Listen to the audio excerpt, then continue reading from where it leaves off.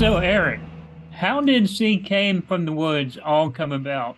Because obviously there's a lot of nostalgia to like the summer camp style horror films, but what else kind of drew inspiration for the main story in this?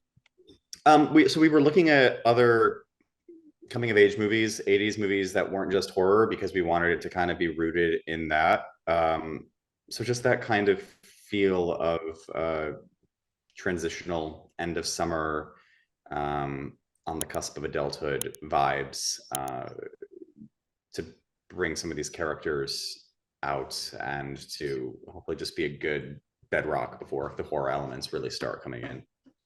And when you talk about coming of age, you really got to nail the casting on that as well. And the main actress in this is phenomenal. Her name escapes me at the moment, but the young camper in the very beginning, she is very good in the film. Oh, So, the opening girl. yeah, yeah. She's great. Yeah, yeah. Her name's Juliana Davies. Yeah, she's really sweet. So, how did the casting process all come about for She Came from the Woods as well? Because you got a lot of good quality actors in this. Thanks. It starts with friends, like friends of the film family that have done other stuff with me before, because there's just this built-in trust and workflow there. Um, and I like to be able to give them things that they haven't done before and stuff like that. So we start with that, and then from there, we kind of make short lists of people that we could be interested in, or friends of friends, to fill in some of the other things, and then some of it is audition based. But yeah, really, oh my gosh, my ring light just fell. Hi guys.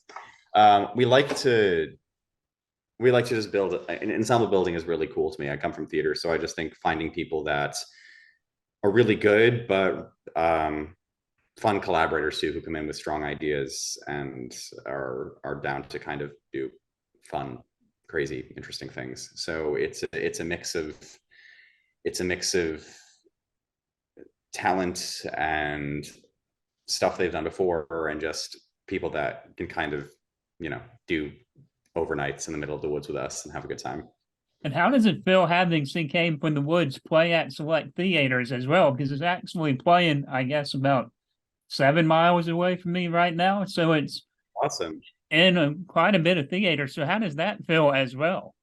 It's amazing. I mean, I think it's kind of the thing that we all think about and hope for when we start making movies. So I mean, it feels like, for lack of a better word, it just feels really legit, and it's really, um, it excites me because I like elevating everybody's work in this way and celebrating everybody's work in this way and giving the movie a platform that I think it deserves. I've dropped into a few screenings, and it's just really fun to walk with a group and just kind of see how people get caught off guard by it, and how, when one person starts laughing, everybody realizes it's, okay to laugh at this and get permission. And I just want Right. it to be a fun thing. And I think that's, a beautiful thing about the genre is horror and comedy and adventure, I guess, and things like that, is that there's something that bonds us about it. So I'm excited to, just know that it has been out there, and we continue in it, probably a few dozen screens this weekend. So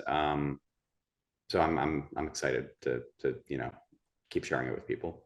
Right. And you mentioned like you got all these different genres involved, horror, comedy, adventure. And in the horror community, a lot of people don't like it when you mix horror with comedy. So how was it like trying to juggle those two genres into She Came from the Woods as well?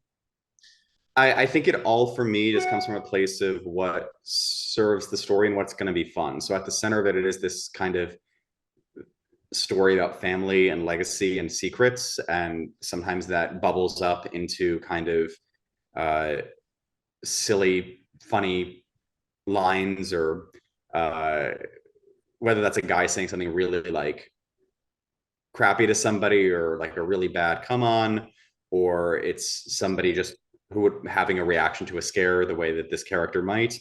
And sometimes it curdles into something really dark or sinister, or cruel, uh, and just kind of playing the truth of that situation, but always returning to the family at the center of it. Right. And you spoke about end of summer movies. What happened to be some of your favorite end of summer coming of age movies? Like, I don't know if you see it on my wall, but I do have the Dazed and Confused poster right there. And of course, Yeah, yeah. there's Red Hot American Summer as well. So, what kind of end of summer films do you like going to? I mean, I think those are great examples. My brother works with somebody who was a teenager in the 80s, and he said that it really reminds him a lot of Meatballs, and just something Right. that Yeah.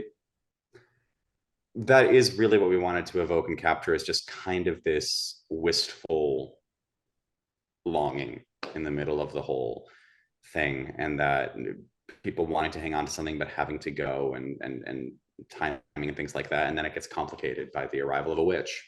So Right. So, Eric, what's next for you after this? If you don't uh, mind sharing that with us, if you can. oh, happy to. We are just wrapping up two things, one very different, one in the genre.